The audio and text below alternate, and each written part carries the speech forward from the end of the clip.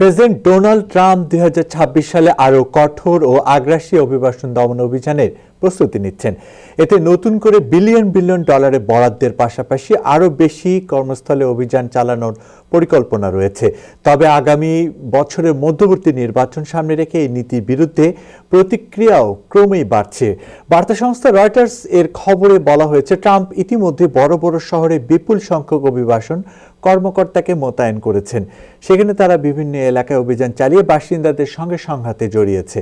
প্রশাসনের কর্মকর্তারা জানিয়েছেন তারা আরও হাজার হাজার নতুন এজেন্ট নিয়োগ করবেন, নতুন ডিটেনশন সেন্টার খুলবেন, স্থানীয় কারাগার থেকে আরও বেশি অভিবাসীকে আটক করবেন এবং বৈধ কাগজপত্রহীন ব্যক্তিদের খুঁজে বের করতে বেসরকারি প্রতিষ্ঠানের সঙ্গে অংশীদারিত্ব বাড়াবেন।